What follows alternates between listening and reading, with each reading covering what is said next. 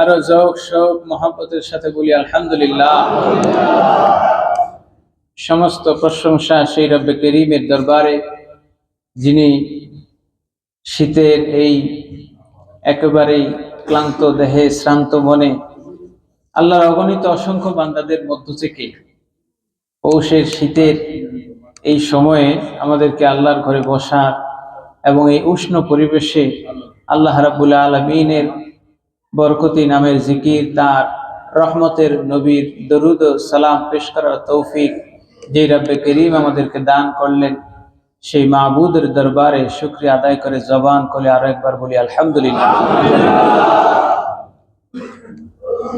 দরুদ ও সালাম পেশ করছি প্যারে নবী রসুল আরবি নূরে মুজাসসাম হুজুর আকরাম সাল্লাল্লাহু তাআলা আলাইহি ওয়াসাল্লামের উপরে, যিনি এই শীতকালকে এই উম্মতের জন্য, উম্মতে মুহাম্মদের জন্য গনিমত এবং নেয়ামত হিসেবে উল্লেখ করেছেন। বলি সুবহানাল্লাহ। শীতকালটা আল্লাহর হাবিবের হাদিসের ভাষায় এই উম্মতের জন্য হলো গনিমত। বলি সুবহানাল্লাহ। কি বলেন? গনিমত। যুদ্ধক্ষেত্রে মুজাহিদরা যখন গনিমত পায় তো গনিমত ফেলে চলে যায়, ঠিক কিনা বলেন? গনিমত ফেলে চলে যায় না গনিমত লুফে নেয়? গনিমত যা পায় লুটে নেয়, লুফে নেয়। এটা আবার লুট করার মতো না হাজরিন। তো এটা হলো যুদ্ধক্ষেত্রের অবস্থা। যখন বিজয়ী দল পরাজিত দলের যা কিছু পাবে সব লুটে নেবে, এটাই হলো গনিমত। তো মোমেনদের জন্য শীতকাল আল্লাহ রাসূল বলেছেন গনিমত, কারণ এই শীতকালের প্রতিটা সময় ইমানদারদের জন্য অত্যন্ত বরকতের সময়। বলি সুবহানাল্লাহ। শীতকালে ইমানদার জুমার নামাজে আজানের আগে আগে 12টার আগে মসজিদে চলে আসবে, যেই সময় অনেকের ঘুম এখনো ভাঙে নাই, ঠিক কিনা বলে? এই যেই ব্যক্তি ঘুমিয়ে আছে বিছানায়, নামাজের একেবারে আগে ভাগে উজু করে আসবেন, আর যিনি আধা ঘন্টা আগে এই পৌষের শীত ভেঙে আল্লাহর ঘরে এসে বসে রইলেন, শীতের আরামের বিছানা নরম তুলতুলে কম্বল ছেড়ে যিনি চলে আসলেন, এই বান্দার মর্যাদা আমার আল্লাহ রাব্বুল আলামিনের কাছে ওই বান্দার চেয়ে বেশি যিনি পরে আসছেন, ঠিক কিনা বলে? এই জন্য শীতটাকে আল্লাহর হাবিব সাল্লাল্লাহু আলাইহি ওয়াসাল্লাম বলেছেন এই উম্মতের জন্য গনিমত। এবং আরো একটি বিষয়, সেটি হচ্ছে শীতকালের দিনগুলো ছোট হয় না বড় হয়? ছোট হয়। আর রাতগুলো কি হয়? বড় হয়। শীতকালে যেহেতু দিন ছোট হয়, আল্লাহর হাবিব সাল্লাল্লাহু আলাইহি ওয়াসাল্লাম বলেছেন ইমানদারের জন্য রোজা রাখাটা সহজ হয়। সুবহানাল্লাহ।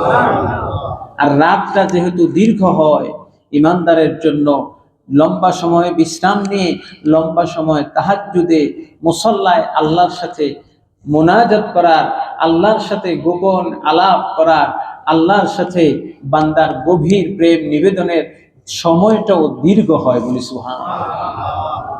এই জন্য শীতকাল এই উম্মতের জন্য গনিমত।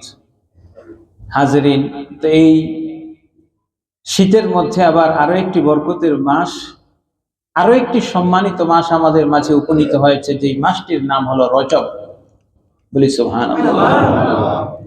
যে মাসটি আমরা অতিক্রম করছি, এই মাসের নাম কি বলেন সবাই? রজব। লতাইফুল মাআরিফের মধ্যে ইবনে রাজব হাম্বলি রাহমাতুল্লাহি আলাইহি এক বর্ণনায় লিখেছেন এই মাসের 14টি নাম রয়েছে। বলি সুবহানাল্লাহ। অপর বর্ণনায় সেই মাসের নাম আছে 17টা। কতটা? 17টি। এই রজব মাসের একটি বিশেষ বৈশিষ্ট্য হলো আল্লাহ রাব্বুল আলামিন কোরআনে কারিমে 3টা জায়গায় এই রজব মাস তথা সম্মানিত মাসের কথা উল্লেখ করেছেন। বলি সুবহানাল্লাহ। এক নাম্বার হলো সূরা তাওবার 36 নম্বর আয়াত। কত নম্বর? আল্লাহ রাব্বুল আলামিন বলেন ইন্না ইদ্দাতাশ শুহুরি ইনদাল্লাহি 12 শাহরা ফি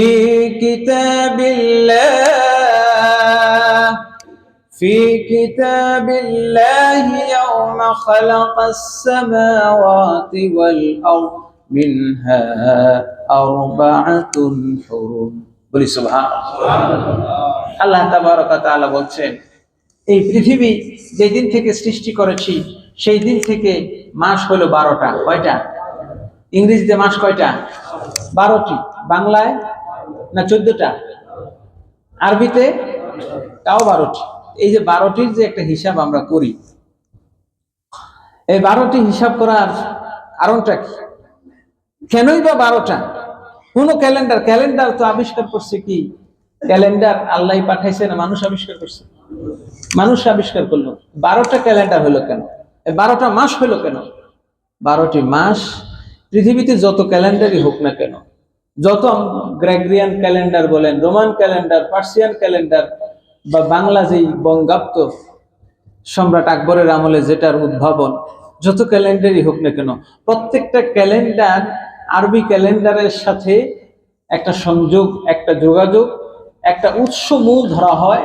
কারণ আরবি ক্যালেন্ডারটা হলো পৃথিবীর সবচেয়ে নিখুঁত ক্যালেন্ডার, এতে কোনো সন্দেহ নাই, বলি সুবহানাল্লাহ।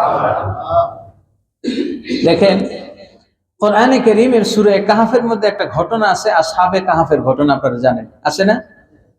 আসহাবে কাহফ ওই গুহার মধ্যে কত বছর ছিল এই সংখ্যাটা পৃথিবীর কেউ না জানলে আল্লাহ জানে কিনা?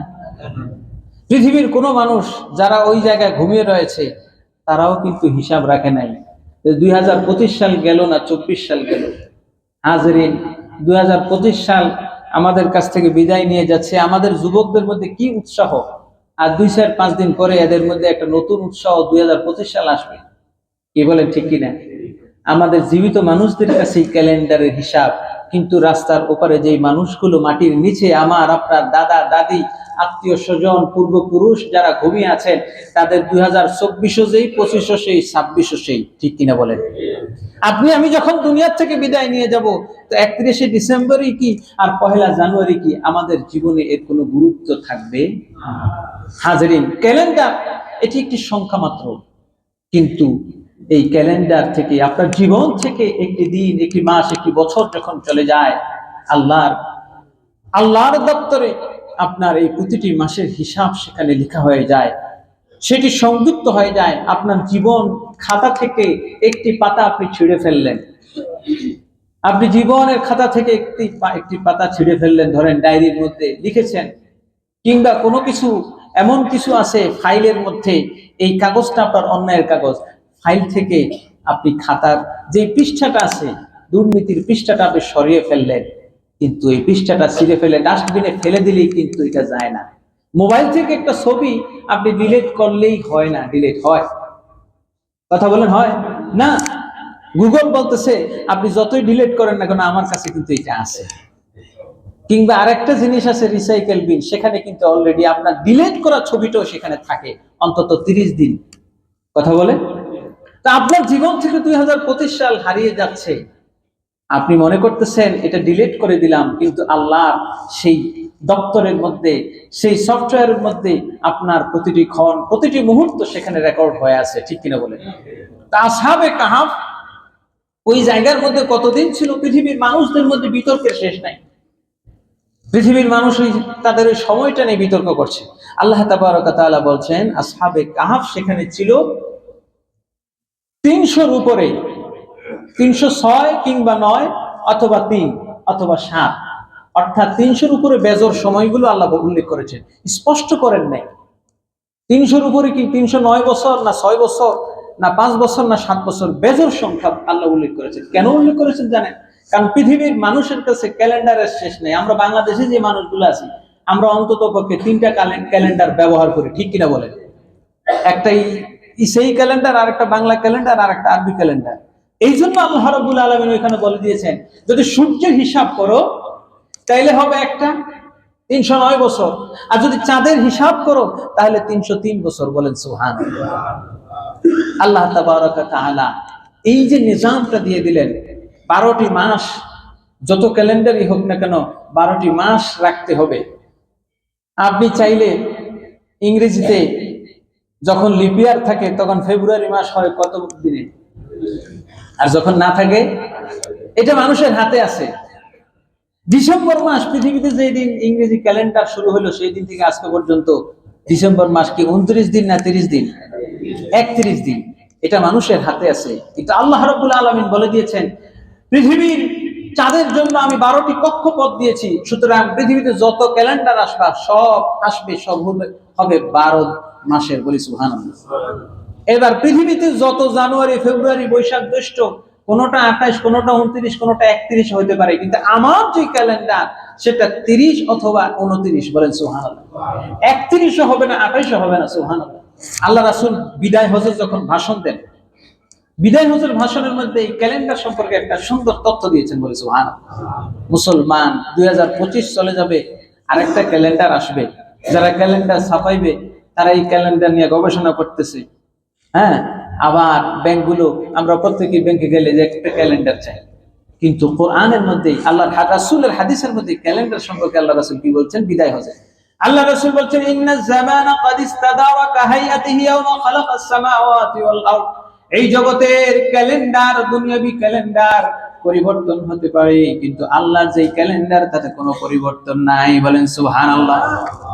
আল্লাহ রাসূল বলেন, আস-সানাতু 12 শাহরা, নিশ্চয়ই মাস হবে 12টা, এতে কোনো সন্দেহ নাই। মিনহা আরবাতুল হুরুম, তার মধ্য থেকে 4টি মাস আছে হারাম মাস, সম্মানিত মাস। বলেন সুবহানাল্লাহ। ওয়াস-সানা ওয়াশ-শাহরু, আর দিনগুলো হলো এভাবে 2 হাত তুলে নবীজি 3 বার দেখাইলেন। কয়বার? 3 বার। এই 2 হাত যদি আঙ্গুলগুলো প্রসারিত 3 বার দেখায়, তাহলে কয়টা আঙ্গুল হয়? 30টা। একবারে 3 বার দেখাইলেন। আবার আল্লাহ রাসূল সাল্লাল্লাহু আলাইহি ওয়াসাল্লাম একটা আঙ্গুল কমে, তৃতীয়বার একটা আঙ্গুল কমে বললেন যে 29টাও হইতে পারে। বলেন সুবহানাল্লাহ। হাজরিন, তো 12টি মাসের মধ্যে যেই মাস 4টা সম্মানিত, এই সম্মানিত মাসগুলো কি? এই সম্মানিত মাসগুলো কেন আসলে এর ঐতিহাসিক প্রেক্ষাপটটা বলে আমরা সামনে আগাই। যে মাসটি আমরা বলছিলাম অতিক্রম করছি, এই মাসটির নাম কি বলেন সবাই? রজব। এই মাসের 14টি নাম ইমাম ইবনে রজব হাম্বলি লতাইফুল মাআরিফের মধ্যে উল্লেখ করেছেন। 1 নম্বরে তিনি উল্লেখ করেছেন, এই রজব হলো শাহরুল্লাহ, আল্লাহর মাস। কার মাস বলেন? 2 নম্বর বলেছেন শাহরুল আসাম, বধির মাস। অর্থাৎ এই মাসের মধ্যে যুদ্ধের দামামা। আরব দেশের মানুষগুলো যুদ্ধপ্রিয় মানুষ ছিল, কলহপ্রিয় মানুষ ছিল। কিন্তু এই সম্মানিত মাস যখন আসতো, সম্মানিত মাস 4টা যখন আসতো, ওই সময় তারা তাদের যুদ্ধ অস্ত্রগুলো তাদের গুদামের মধ্যে রেখে দিত। সুবহানাল্লাহ। মেহরাবের মধ্যে রেখে দিত। মেহরাব মানে হলো যেখানে অস্ত্র জমা রাখে। মেহরাব, এই যে জায়গায় ইমাম সাহেব দাঁড়ায়, এটার নাম কি বলে? মেহরাব। মেহরাব শব্দটি আসছে হারবন থেকে। হারবন মানে যুদ্ধ, আর মেহরাব মানে যুদ্ধাস্ত্র যেই জায়গায় জমা রাখে, এটাকে বলা হয় মেহরাব। কথা বুঝতে পারছেন? আপনারা যা লাঠিসোঁটা নিয়ে আসবেন, অস্ত্র শস্ত্র নিয়ে আসবেন, সব এখানে রাখবেন। অর্থাৎ ইসলামী ফৌজে যখন মুসলমান নামাজ দাঁড়াইতো, তখন এই জায়গার মধ্যে, অর্থাৎ ইমাম সামনে, সবার সামনে এই জায়গার মধ্যে তারা জমা রাখতো তাদের যুদ্ধাস্ত্র। তো এই রজব মাসে আরব দেশে কোনো অস্ত্রের ঝনঝনানি শোনা যেত না, যুদ্ধের কোনো আওয়াজ শোনা যেত না, যার ফলে এই মাসটাকে বলা হতো শাহরুল আসাম, বধির মাস। কোনো আওয়াজ নাই। বলেন সুবহানাল্লাহ। কোনো আওয়াজ নাই। এরপরে আরেকটি নাম হলো আল আসাব।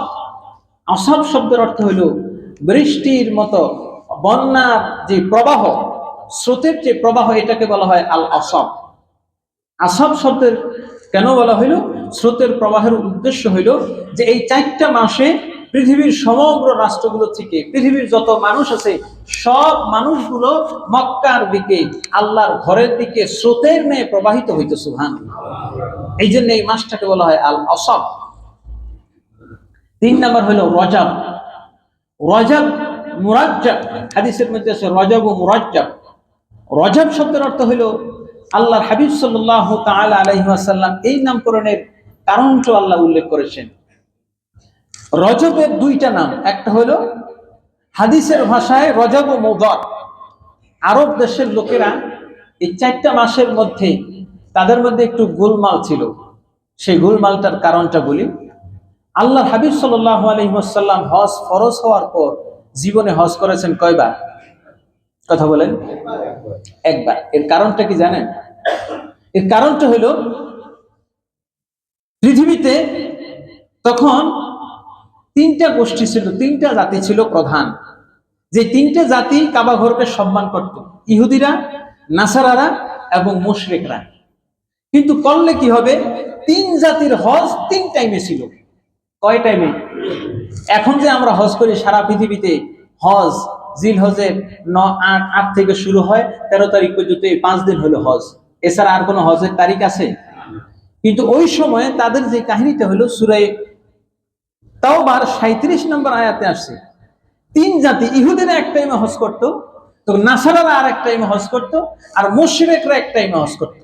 অথচ আল্লাহ রাব্বুল আলামিন তার ইব্রাহিম খলিলুল্লাহকে দিয়ে যখন এই কাবা ঘর নির্মাণের পর হজের আহ্বান দিয়েছেন, এই তারিখ তিনটা দিয়েছেন না একটা?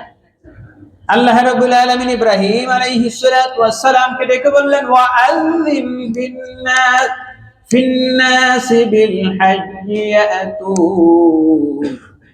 হে ইব্রাহিম তুমি মানুষের মাঝে, ওয়া আযিম ফিন-নাস বিল-হাজ্জ, তুমি মানুষদেরকে হজের জন্য কাবা ঘরের দিকে আহ্বান করো, বলেন সুবহানাল্লাহ।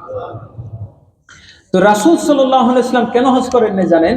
সেটা হলো যে আরব দেশের লোকেরা এই যে 4টি মাস সম্মানিত, তার মধ্যে রাসূল সাল্লাল্লাহু আলাইহি ওয়াসাল্লাম বলেছেন সালাসু মুতাতাওয়িলা, তিনটি হলো ধারাবাহিক, জিলকদ, জিলহজ, মুহররম। আরেকটা হলো রজব ও মুদার, বুখারী মুসলিমের ভাষায় মুদার গোত্রের রজব মাস। এখন জিলকদ এবং মুহররম এই দুইটি মাসের মাঝখানে হলো জিলহজ, হজের মাস, বলেন সুবহানাল্লাহ। হজকে কেন্দ্র করে জিলহজ, জিলকদ এবং মুহররম, হজের আগে হলো জিলকদ আর হজের পরে মুহররম, এই দুইটি মাসকে সম্মানিত ঘোষণা করা হয়েছে। আরব দেশের লোকেরা কি করত, নিজেদের সুবিধার জন্য, ব্যবসায়িক সুবিধার জন্য, তাদের নিজেদের সুবিধার জন্য মাসরে পিছাইতো কোনোটার। এই যে আমরা যেরকম ফেব্রুয়ারি লিপিয়ার বানাইছি 28, 29, তো ওরা এইভাবে করতে করতে এমন করছে যে মূল যে জিলহজের 9, 8, 9, 10, 11, 12, 13 যে তারিখটা চাঁদের, এই তারিখ গেছে গিয়ে 15 দিন পরে। কথা বুঝতে পারছেন? 15 দিন পরে চলে গেছে। এখন কি হজ নির্দিষ্ট সময় হচ্ছে না। এবং ইবনে রজব হাম্বলি বলতেছেন যে এই তারিখটা ফিরে আসতো 26 বছর পর। কত বছর পর? সুবহানাল্লাহ বলেন। 26 বছর পর সঠিক তারিখটাতে তারা ফিরে আসতে পারতো। এমন গোলমাল পাকাইছে ক্যালেন্ডারের মধ্যে, যার ফলে আল্লাহ রাসূল সাল্লাল্লাহু আলাইহি ওয়াসাল্লাম 9ম হিজরিতে হযরতে আবু বকর রাদিয়াল্লাহু তাআলা আনহুকে পাঠাইলেন। 10ম হিজরিতে বিদায় হজ করেছেন, তার আগে 9ম হিজরিতে আবু বকরকে পাঠিয়ে বললেন, আবু বকর এই বছর হজ্জে আকবর হবে, অর্থাৎ 26 বছর পর এই বছর সঠিক টাইমে হজ হবে, সুতরাং তুমি যাও আর কাফেরদেরকে বলে দাও যে আগামী বছর থেকে কোনো কাফের, কোনো মুশরিক, কোনো ইহুদি, কোনো নাসারা কাবা ঘরে যেতে পারবে না। বলি সুবহানাল্লাহ, চিৎকার করে বলি আল্লাহু আকবার। হাজরিন, এই ঘটনাটা বলার উদ্দেশ্য একটা আছে, সেটা হলো যে হজ নামক একটা ইবাদতকে এই পৃথিবীর মানুষ নিজেদের ক্যালেন্ডারের সিস্টেমে এমন ভাবে করছে যে হজ নিজের জায়গা থেকে অন্য জায়গায় গেছে, ঠিক কিনা বলেন? তাহলে মানব সৃষ্ট কোন সিস্টেম আপনি যদি ইবাদতের মধ্যে ইমপ্লিমেন্ট করেন, মানব রচিত কোন কনস্টিটিউশন সেটা যদি আপনি ধর্মের মধ্যে ইমপ্লিমেন্ট করতে চান, তাহলে আপনার ধর্মের জায়গাটা অন্য জায়গায় চলে যাবে, ঠিক কিনা বলেন? যে জিনিসটা সেখানে ঘটছে। হাজরিন, তো এই রজব মাসটাকে, ওই 3টা মাস তো হজকে কেন্দ্র করে 3 মাস সম্মানিত মাস। কারণ হাজী সাহেবগণ হজ করতে যাবেন, আবার জিলহজ মাসে হজ করে 1 মাস লাগবে বাড়িতে যাইতে, এই জন্য আগে পিছিয়ে 2 মাস। কিন্তু রজব মাসটা আবার বছরের মাঝামাঝি কেন সম্মানিত ঘোষণা করা হইল? কারণ হজের যখন সময় হবে তখন হাজিগণ হজ করবে, কিন্তু যারা উমরা করতে চায়, যারা আল্লাহর ঘরে একটু জিয়ারত করতে চায় হজের টাইম ছাড়া, তাদের জন্য এই রজব মাসটা ছিল একটা উত্তম মাস। বলি সুবহানাল্লাহ। আপনারা দেখবেন সৌদি আরবে যারা থাকেন, গিয়েছেন, দেখছেন হজের সময় বা হজের আগে পরে, যা এখনো দেখবেন হজের আগের পরে 1 মাস বা 15 দিন আগ পর থেকে কিন্তু তারা উমরার ভিসা দেয় না। কথা বলেন ঠিক কিনা? দেয় না। তো ঠিক তদ্রুপ যারা ওমরা করতে চায় তাদের জন্য এই রজব মাসটা, এই জন্য এই রজব মাসটার এত গুরুত্ব। এবং আরো একটা বিষয় আসছে, সেই বিষয়টি হইল আল্লাহর হাবিব সাল্লাল্লাহু তাআলা আলাইহি ওয়াসাল্লাম ইরশাদ করেছেন যে কুল্লু মান আয়েশা ইয়াসআলুনা, আল্লাহর হাবিব সাল্লাল্লাহু তাআলা আলাইহি ওয়াসাল্লাম ইরশাদ করেছেন হাদিস শরীফে, ইন্না আলা আহলি কুল্লি বাইতিন ফি কুল্লি আমিন আদহা আও আতিরা ওয়া হিয়া আল্লাতী সায়ুসাম্মুনাহু আর-রাজিবা। জাহিলি যুগেও কোরবানির বিধান ছিল। আমরা যে কোরবানিটা করি, আমরা যে কোরবানি করি জিলহজ মাসে আমাদের যে কোরবানিটা হয় 9, 10, 11 তারিখের মধ্যে, এই 3 দিনের মধ্যে আমরা যে কোরবানি করি, কোরবানিটাকে বলা হয় নহর, আল উযহিয়া বা ইয়াউমুন নহর, কোরবানি। তো এই কোরবানি জিলহজ মাস ছাড়াও জাহিলি যুগে একটা কোরবানি ছিল, এই কোরবানিটার নাম ছিল আতিরা। কি নাম বলেন? আতিরা। ইসলামী বিধানে যখন কোরবানি ওয়াজিব হলো মুসলমানদের জন্য, হাজী সাহেবদের জন্য দম্মে শুকুর ওয়াজিব হলো, আর হজের বাহিরে আমরা যারা আছি, যারা হজে যাই না, আমরা প্রতি বছর কোরবানি করি না? ওয়াজিব কোরবানি কি বলেন, করি কিনা? সেটা কোন মাসে? জিলহজ মাসে। কিন্তু এই রজব মাসে একটা কোরবানি আছে, এই কোরবানিটার নাম হলো আতিরা। আল্লাহর হাবিব সাল্লাল্লাহু আলাইহি ওয়াসাল্লাম, ইবনে মাজাহ, আবু দাউদ শরীফের হাদিসে আসছে যে মুসলমানদের জন্য প্রত্যেক বছর একটা পশু জবাই করা তাদের উচিত হয়। সেটা কোরবানি উযহিয়ার সময় করবে, অন্যথায় সেটা এই রজিবার নামে করবে। বলেন সুবহানাল্লাহ। কিন্তু কোরবানির জিলহজ মাসের কোরবানিটা ওয়াজিব রয়ে গেল, রজব মাসের যে কোরবানিটা আছে আমরা হয়তো অনেকে জানি না। হুজুর বলবেন নতুন কিছু, রজব মাসে আবার কোরবানি আসে কই থেকে? হ্যাঁ, রজব মাসেও ছিল। ফুকাহায়ে কেরাম ইবনে সিরিন সহ অধিকাংশ ফুকাহায়ে কেরাম বলেছেন এই রজব মাসের যে আতিরাটা আছে, নবীজি এক হাদিসে নিষেধ করেছেন। কারণ জাহিলি যুগে যে আতিরাটা তারা করত, সেটা মূর্তির উদ্দেশ্যে। আল্লাহ রাসূল বলেছেন লা আতিরা ওয়ালা সাইবা, সাইবাও নাই, আতিরাও নাই। কিন্তু 4-5টি হাদিসে ইবনে রজব হাম্বলি উল্লেখ করেছেন, আল্লাহর হাবিব সাল্লাল্লাহু আলাইহি ওয়াসাল্লাম বলেছেন ফামান শাআ, যে চায়, ফায়ুস্তাহাব্বু আইয়ুতরা আইয়াতিরা, যে ব্যক্তি চায়, যে মানুষকে, এক সাহাবী এসে বলেন ইয়া রাসূলুল্লাহ, আমরা রজব মাসে পশু জবাই করতাম, গরু ছাগল ভেড়া জবাই করতাম, নিজেরও খাইতাম, মানুষকে খাওয়াইতাম। বলি সুবহানাল্লাহ। আল্লাহ রাসূল সাল্লাল্লাহু আলাইহি ওয়াসাল্লাম বললেন যদি এটা মূর্তি বা অন্য কোনো পূজার উদ্দেশ্যে না হয়, তাহলে এটা খাইতেও পারো, খাওয়াইতেও পারো। বলেন সুবহানাল্লাহ।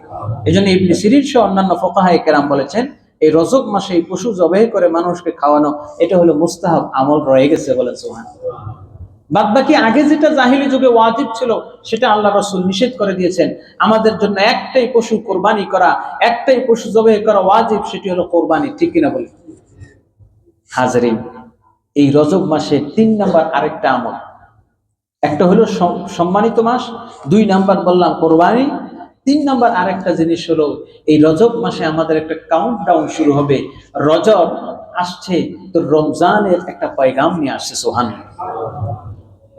ইদা রাআ হিলালা রজব, আল্লাহ রাসূল সাল্লাল্লাহু তাআলা আলাইহি ওয়াসাল্লাম যখন রজব মাসের চাঁদ দেখতেন, চাঁদ দেখে আল্লাহর হাবিব সাল্লাল্লাহু আলাইহি ওয়াসাল্লাম আল্লাহর কাছে ফরিয়াদ করতেন, আল্লাহুম্মা বারিক লানা ফি রজব ওয়া শাবান ওয়া বাল্লিগনা রমাদান। বলি আমিন।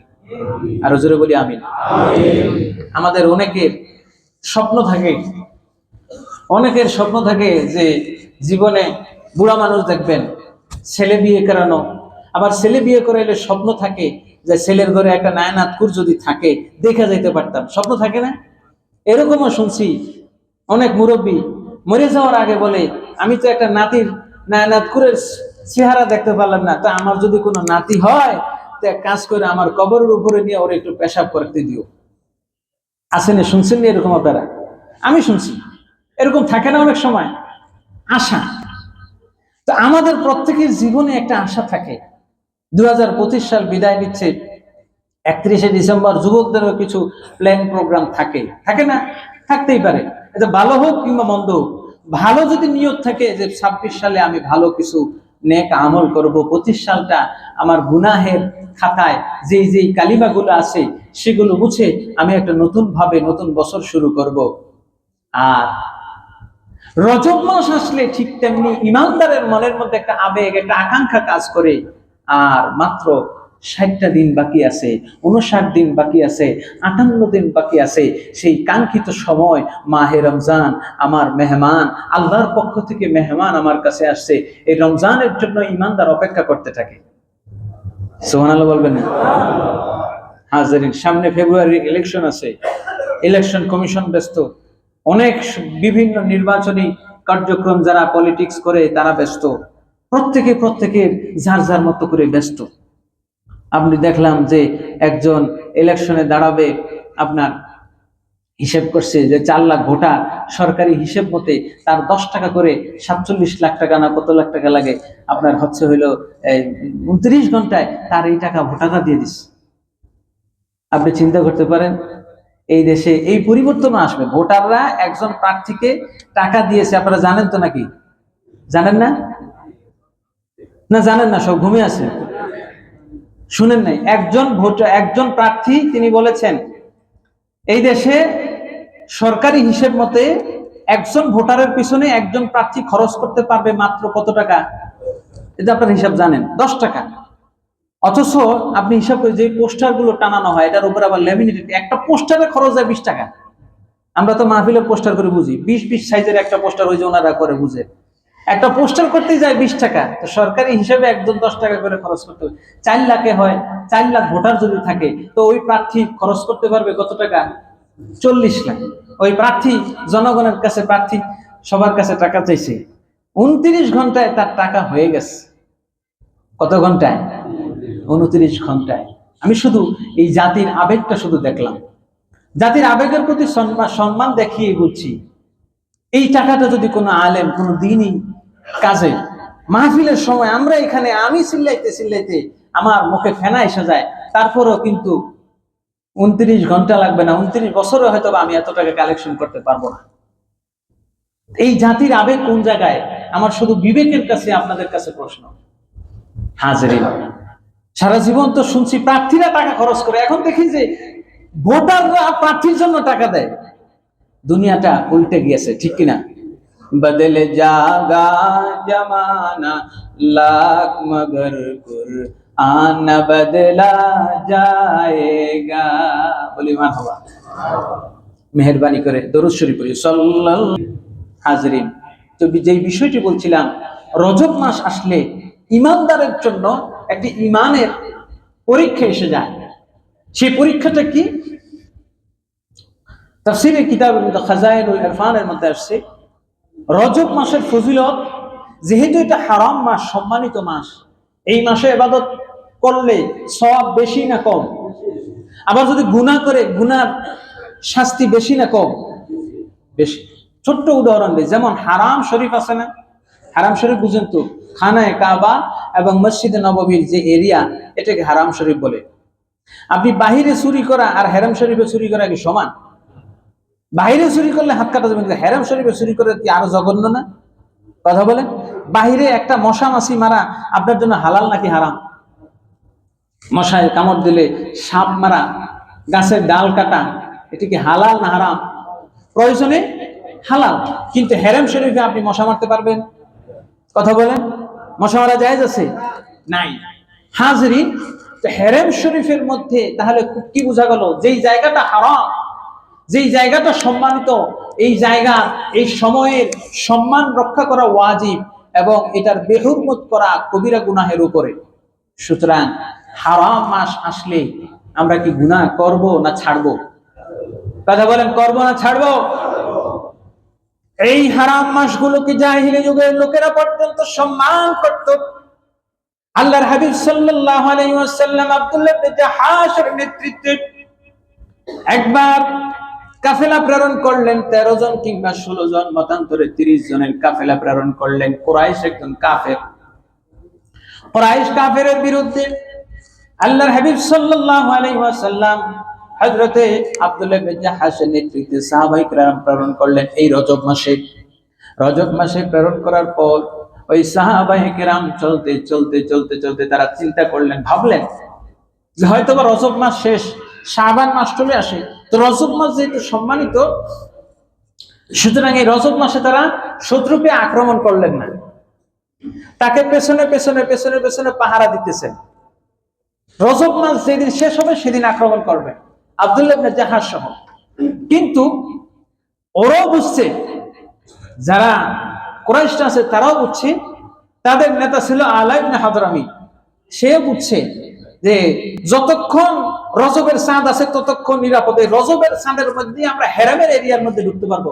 একে তো হারাম মাস, হারাম মাসের কারণে আমরা একদিক থেকে নিরাপদ, কিন্তু হারাম মাস যখন শেষ হয়ে শাবান মাসের চাঁদ উঠে যায় তারপরে আর নিরাপত্তা থাকবে? এই জন্য ঘোড়া ছুটেছে এমন ভাবে, দিন রাত বিশ্রাম নাই। যেখানে 15 দিনের পথ সফর করার কথা 7 দিনে আগে গেছে।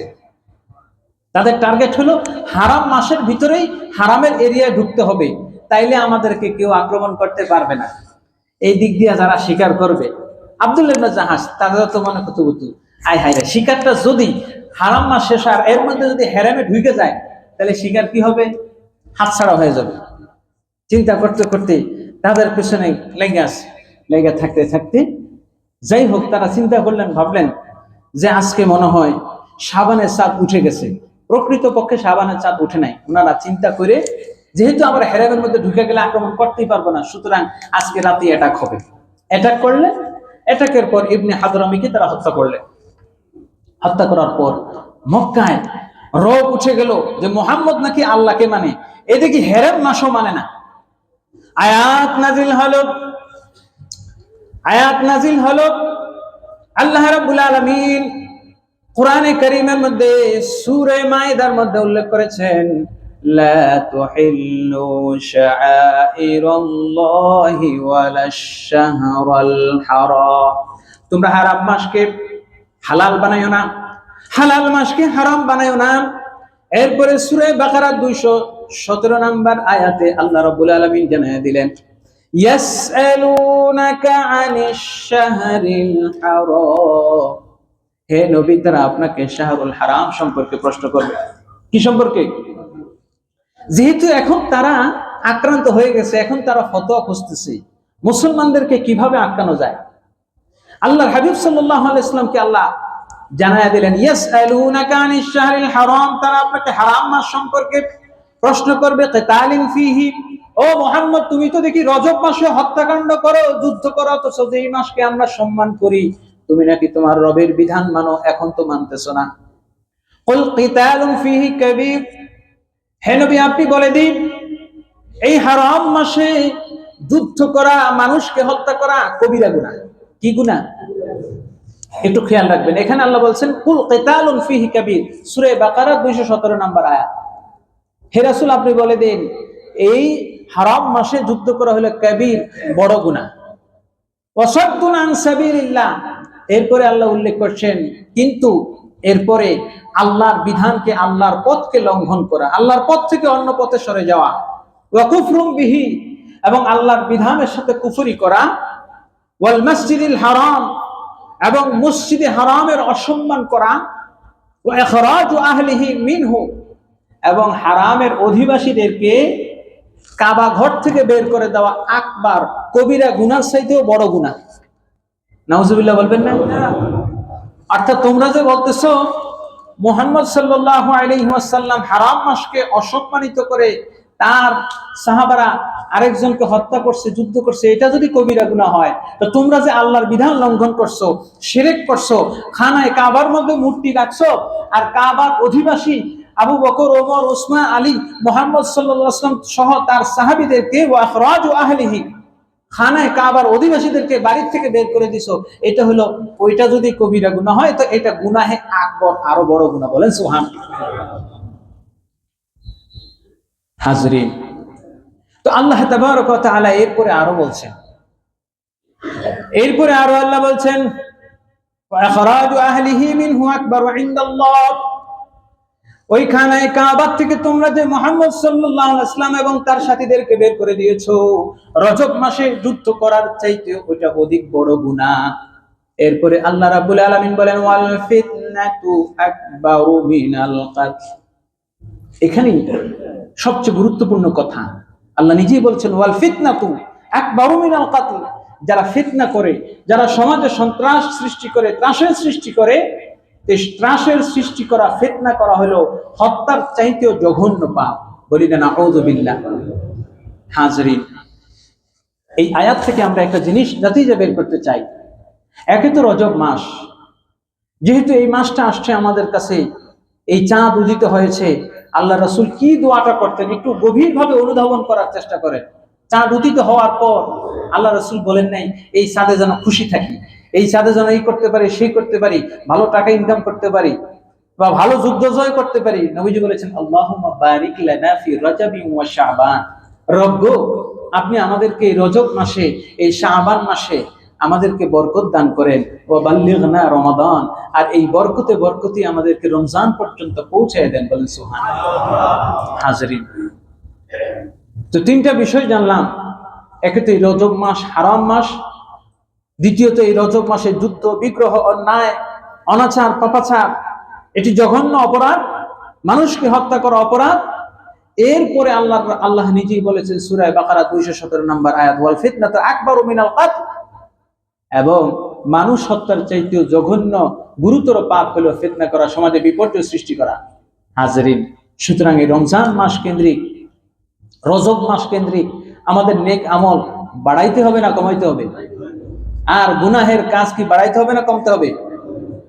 হাজরিন, রজব মাসকে, এই রজব মাসে যে দোয়া কবুল হয়, ছোট্ট একটি ঘটনা বলে শেষ করছি। আব্দুল্লাহ ইবনে আব্বাস রাদিয়াল্লাহু তাআলা আনহু, তিনি একদিন খলিফা ওমর রাদিয়াল্লাহু তাআলা আনহুর সামনে বসে আছেন। ওমর রাদিয়াল্লাহু তাআলা আনহুর শাসন আমলের ঘটনা। হযরতে আব্দুল্লাহ ইবনে আব্বাস বলছেন, এমন সময় আমি দেখতে পেলাম একজন বৃদ্ধ লোক একটা কানা খোড়া অন্ধ মানুষকে, একটা যুবক মানুষকে নিয়ে যাচ্ছে। আর ওই যুবকটা ওই বৃদ্ধ লোকটাকে গালিগালাজ করতেছে।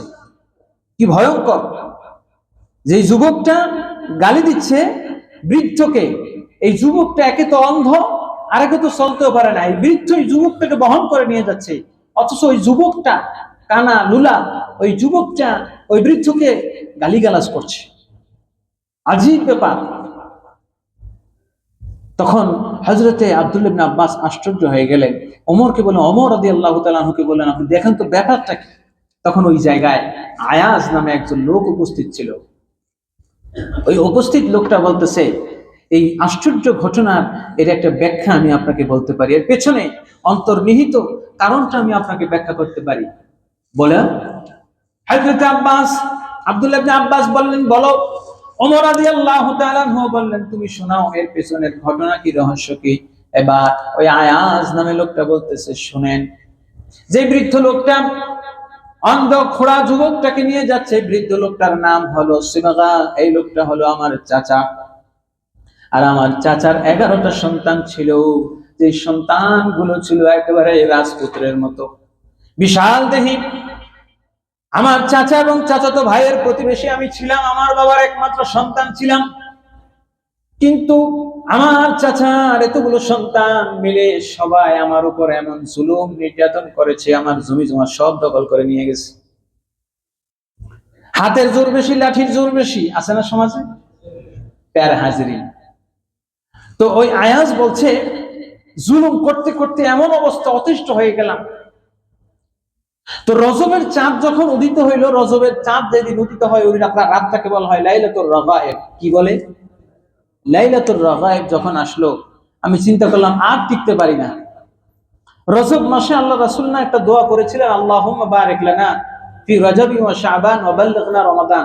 যেহেতু আল্লাহ রাসূল রজবের চাঁদ দেখে দোয়া করেছেন, সুতরাং আমার বিশ্বাস রজবের চাঁদে যা দোয়া করব তাই কবুল হবে। বলি সুবহানাল্লাহ।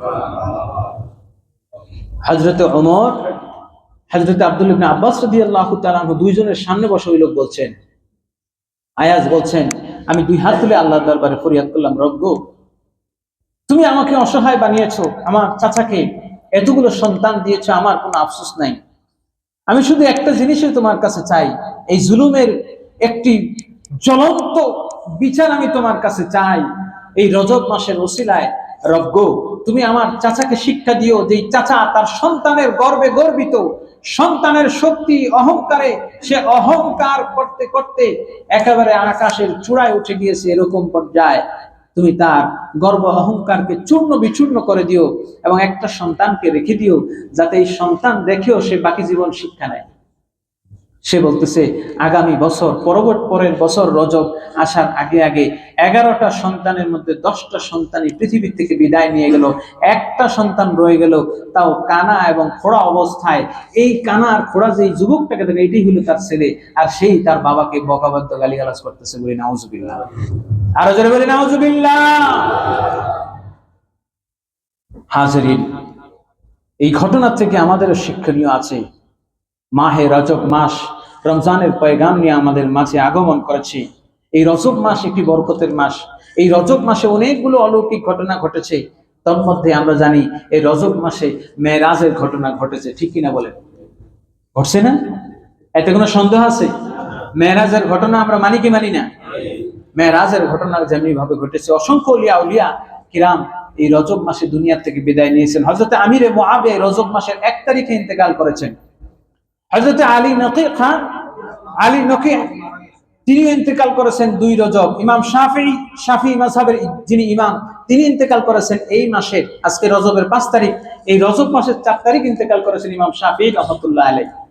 এই রজব মাসের 6 তারিখ ইন্তেকাল করেছেন হযরত মুঈনুদ্দিন চিশতি আজমিরি সঞ্জিরি রাহমাতুল্লাহ আলাইহি। 6 রজব, আগামীকাল তার ইন্তেকাল বার্ষিকী, অর্থাৎ ভারতের আজমির শরীফে হযরত মুঈনুদ্দিন চিশতি আজমিরি রাহমাতুল্লাহ আলাইহি এবং হযরত শামস তাবরিজি রাহমাতুল্লাহ আলাইহি, যার মাজার সেই তাজিকিস্তান উজবেকিস্তান সেখানে রয়েছে, যিনি মাওলানা জালালউদ্দিন রুমির উস্তাদ ছিলেন। এই ইতিহাসগুলো আমরা জানি না। হযরত শামস তাবরিজি এই রজব মাসের 9 তারিখ ইন্তেকাল করেছেন। হযরত আব্বাস বিন আব্দুল মুত্তালিব, নবীজির চাচা আব্বাস বিন আব্দুল মুত্তালিব, তিনি ইন্তেকাল করেছেন এই রজবের 12 তারিখে। ইমাম তিরমিজি সিয়াসিত্তার অন্যতম একটা গ্রন্থ তিরমিজি শরীফে, তিরমিজি শরীফ যিনি সংকলন করেছেন ইমাম তিরমিজি রাহমাতুল্লাহ আলাইহি, তিনি এই রজব মাসের 13 তারিখ ইন্তেকাল করেছেন। ইমাম জাফর সাদেক, আমাদের যে মাযহাবের ইমাম হযরত ইমাম আবু হানিফা, তার ওস্তাদ ছিলেন, শেখ ছিলেন ইমাম জাফর আস-সাদেক রাহমাতুল্লাহ আলাইহি, তিনি ইন্তেকাল করেছেন এই রজব মাসের 15 তারিখে। বলি সুবহানাল্লাহ। বুখারী মুসলিমের নাম জানি আমরা, তাই না? ইমাম বুখারী এবং মুসলিমের মধ্যে মুসলিম শরীফ যিনি লিখেছেন, মুসলিম বিন হাজ্জাজ, তিনি এই রজব মাসের 24 তারিখে ইন্তেকাল করেছেন এবং এই রজব মাসের 27 তারিখে ইন্তেকাল করেছেন হযরত জুনায়েদ বাগদাদী রাহমাতুল্লাহ আলাইহি, বিখ্যাত একজন আল্লাহর ওলি বুজুর্গ ছিলেন, বলেন না সুবহানাল্লাহ। এবং এই রজব মাসের 26 তারিখ দিবাগত রাত হলো মেরাজের রাত, যেই রাতে আল্লাহর হাবিব সাল্লাল্লাহু আলাইহি ওয়াসাল্লাম দুনিয়া থেকে আকাশে গিয়েছেন, বলেন সুবহানাল্লাহ। এতগুলো বরকত নিয়ামত পরিবেষ্টিত এই মাসের মধ্যে যদি আমাদের যুবকরা কোনো অন্যায়, কোনো জুলুম, কোনো নির্যাতন, কোনো নিপীড়ন কিংবা মানুষকে কষ্ট দেওয়ার কারণ কিছু করে থাকো, যুবক নিয়ত করে থাকো আজই তওবা করো যে না, নতুন বছরকে উপলক্ষে কোনো গুনাহ করব না, এই বছরের বিদায় উপলক্ষে কোনো গুনাহ করব না। সর্বশেষ একটা কথা বলেই শেষ করে দেই, একটা কবিতা। সেই কবিতাটা হলো, ওকাজের মেলায় আল্লাহ রাসূল বলেছেন যে ওকাজের মেলায় একজন খ্রিস্টান পাদ্রী ছিল কায়েস ইবনে সায়েদ আল-আজাদি। সে একটা কবিতা বলছে, বছর বিদায় নিয়ে যাচ্ছে, নতুন বছর আসছে আমাদের কাছে, এই কথা বলেই শেষ করছি। কুল্লু মান আশা মাত, কুল্লু মান আশা মাত, যে ব্যক্তি এই পৃথিবীতে এসেছে সেই মারা গিয়েছে। ওমান মাতা ফাত, যেই মারা গেছে সেই ইতিহাস বিস্তৃত হয়ে গেছে। আপনি যেখানে বসে আছেন, আপনার এই বসার জায়গার নিচেও কোনো একজন মানুষের কবর আছে কি নাই? কথা বলে আছে কি নাই? আপনার দাদা, পরদাদা, পরদাদার দাদা কে ছিলেন আপনি তার নামটাও জানেন না। সেই কথাই বলছেন, কুল্লু মান আশা মাত ওয়া মান মাতা ফাত, যেই পৃথিবীতে এসেছে সেই মরেছে, আর যেই মরেছে সেই ইতিহাস বিস্তৃত হয়ে গিয়েছে। আজকে ওসমান হাদির জানাজায় এত লক্ষ লক্ষ মানুষ, 100, 200, 500 বছর পর কেউ ওসমান হাদি নামেও কাউকে চিনবে না, ঠিক কিনা? আমার নামটা কেউ নিবেও না। আমার বংশধর 200 বছর পর যে আসবে সে আমার নামটাই জানবে না। কত আশ্চর্য গভীর কথা, গভীর অনুধাবন, এটা আমরা কেউ বুঝি না, অথচ বংশধরদের জন্য সম্পদগুলো রেখে যাই। এরপরে তিনি বলছেন, ওয়াকুল্লু মা হাওয়া আতিন আত, আর শোনো, যে আশা সে আসবেই, সে আসবেই, কেউ তাকে রুখতে পারবে না, কেউ তাকে রুখতে পারবে না। লাইলু দাজিন ওয়া নাহারু সাজ, কোন রাতকে কেউ বাধা দিয়ে রাখতে পারবে না, কোন দিনকে কেউ বাধা দিয়ে রাখতে পারবে না। ওয়াসাআদাতিল আবরাজ, আর যা অকল্যাণ আশা সেও আসবে, কেউ রুখতে পারবে না। সুবহানাল্লাহ।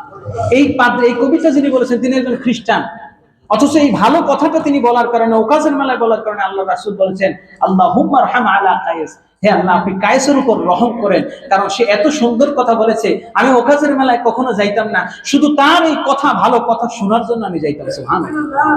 সুতরাং ভালো কথা যেখানে হয়, ভালো কথা কেউ যদি বলে, পৃথিবীর ইতিহাস আজকে ১৫০০ বছর পরেও তার সেই কবিতাটা আমরা এখানে শুনলাম। সুতরাং আমরা ইতিহাসের পাতায় থাকতে চাইলে আতশবাজি করে নয়, একটি বছর আমাদের কাছ থেকে বিদায় নিয়ে যাচ্ছে, এই বছরের সমস্ত গুনাহের জন্য মাফ চাইব।